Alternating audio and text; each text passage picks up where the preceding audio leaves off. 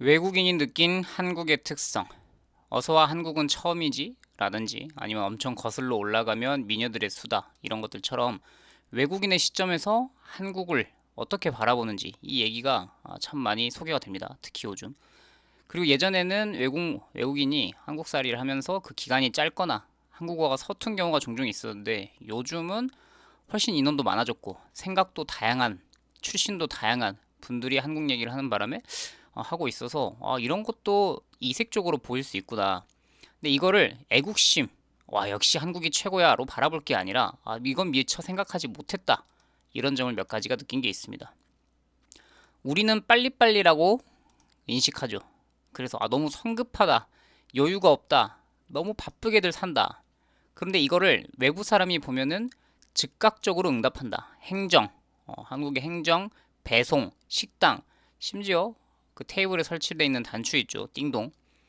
개인의 요구가 시스템에 의해 지체 없이 처리되는 상태를 의미한다. 단순한 속도의 문제가 아니라 개인이 뭔가를 성취하려고 할 때 효능감을 느낄 수 있게 되죠. 내가 뭔가를 요구하면 세상이 들어준다라는. 그래서 사회적 저항이 낮은 상태를 말한다. 물론 이게 스펙트럼이 있어서 이것만이 너무 강조됐을 때 오는 부작용도 있을 텐데 정반대의 삶에 살았던 사람들 입장에서는 이렇게 쉽게 내 요구를 뭐 식당이든 행정이든 들어준다라는 게 오히려 기적에 가깝다라는 얘기가 있겠죠. 무조건 한국이 대단히 좋다. 더 이상 고칠 게 없다. 뭐 이런 차원이 아니라 그렇구나. 우리가 어떤 공기처럼 이미 장점이 돼버린 것들은 또 익숙하게 여기는 것들이 있다라는 시선이었습니다. 도덕이 아닌 암묵적인 규칙으로 작동한다. 노트북 방치 현상. 이것도 정말 많이 얘기하죠. 근데 우리는 이건 뭐 특별하게 장점이라기보다 그리고 이게 마치 한국인의 도덕적 윤리적 기준이 높아서라기보다 CCTV 때문인 걸 모두가 알고 있죠.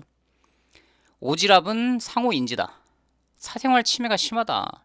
사람들이 다 옆집의 사람들이 뭐 비교하고 관심 많고 이거 너무 불편하다. 라고만 바라볼 수 있는데 이것도 역시나 스펙트럼인 게 그게 과했을 때 나타나는 부작용도 있지만 반대쪽 세상에 사는 사람들 입장에서 보자면 밥 먹었니? 한국의 정문화로 본다는 거죠. 얼굴이 안 좋아 보인다. 서구가처럼 철저하게 개인주의 관점에서는 결례일 수 있지만 누군가한테는 누군가 나를 신경 써주는구나 라는 그런 사회적 안전망의 역할도 한다라는 거죠. 그 다음에 평범한 동네 식당, 공중 화장실, 대중교통 이런 것들이 다 기본값으로 정해져 있는데 사회 품질 표준화 기준이 수준이 매우 높다. 그러니까 어떤 나라들은 지역별 특성이 매우 강하죠.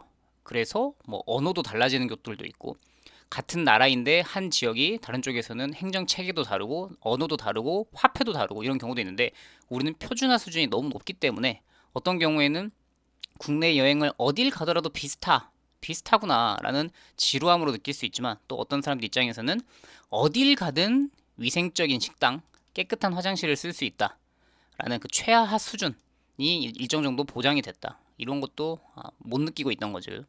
우리는 이런 것도 장점으로 갖고 있었구나. 공기처럼 너무 당연해서 인식하지 못했다. 그리고 예의나 절차보다 유연성이 앞선다. 이걸 이제 뭐 일본과 자주 비교하면서 한국 사람들은 법대로 하지 않고 다 편법으로 쓴다. 이렇게들 우린 조금 자조적으로 바라보기도 하죠. 원칙이 없고 대충대충하고 임기응변이고 때법이 통하고 물론 이것도 당연히 극단적으로 안 좋게 활용하면 그렇게 되겠지만 반대로 일본과 우리를 비교할 때 또 우리의 장점으로 언급되는 것이 잘못된 제도, 오래된 악습이 있으면 우리는 그거를 바꾸려고 노력한다는 거죠. 법이 있는데 잘못됐어. 이 법은 분명히 문제가 있어. 그러면 극단적인 경우에는 어긴다. 난 그냥 범법자가 될래 라고도 말할 수 있지만 이건 분명히 문제가 있는데 그럼 법을 고쳐야지 라는 에너지로 작동할 수 있다는 거죠.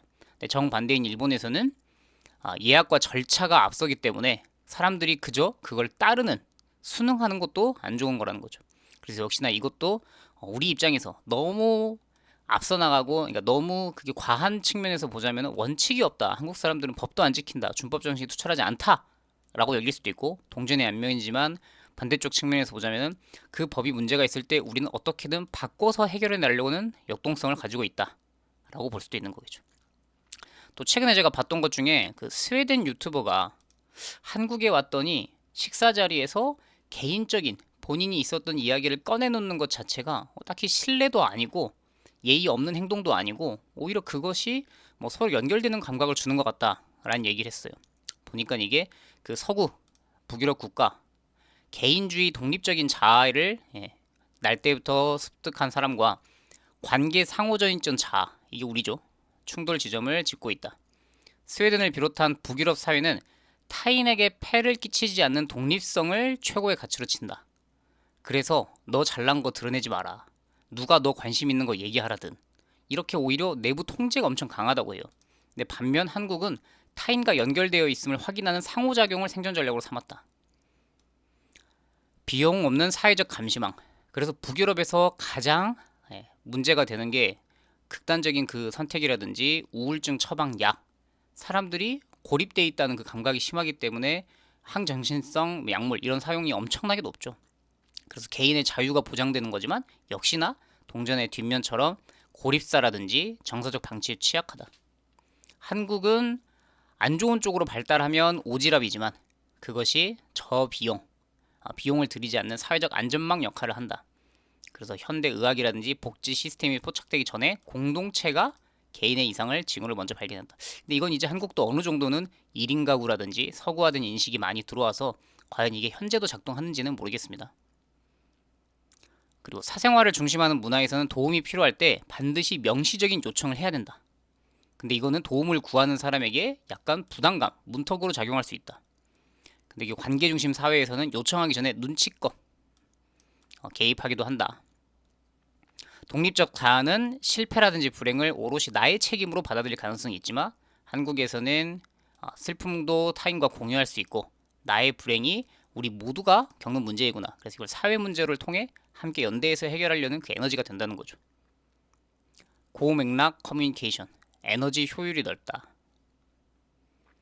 그래서 개인의 완벽한 독립을 대가로 관계의 온기를 이제 한국에서 경험하고 나서 좀 충격이었다. 그러니까 이분이 평소에 엄마한테 어렸을 때부터 들었던 얘기가 식사 자리라든지 사람들과 스몰 토크를 할 때 내가 어떤 사람인지를 드러낸다든지 내가 좋아하는 걸 드러낸다든지 이런 거를 하지 않는 게 튀는 행동이라고 하죠. 그게 오히려 미덕으로 자리 잡혔는데 그게 물론 너무 과해서 흔히 말하는 자랑질 이런 건 당연히 눈꼴을 찌푸리게 만들겠지만 이게 우리가 서로 소통하는데 스몰 토크의 재료가 될 수도 있고 약간 한국인 정이라고 하는 것도 느낄 수 있구나 라는 생각이 들었습니다. 그래서 뭐 외국인이 바라본 한국의 특성들 중에 역시 우린 대단해 우리가 이런 걸 이룩해냈어 라고 볼 지점도 뭐 TV에서 예능에서는 물론 그런 것들이 소개되죠. 뭐 매운 거 먹고 김치 좋아하고 이런 외국인만 소비되는 거. 근데 그런 것보다 이게 우리가 그동안 단점 너무 과한 측면 때문에 단점이라고 생각했던 게 정반대쪽 스펙트럼 끝으로 가면 이 또한 단점이 될 수도 있구나. 오지랖, 참견, 비교, 문화가 너무 극단적으로 싫지만 이 반대쪽을 쭉 밀고 나가면 고립, 우울, 개인이 알아서 해결하는 서로의 무관심한 이런 세상이 또 올 수도 있구나 라는 생각이 들었습니다.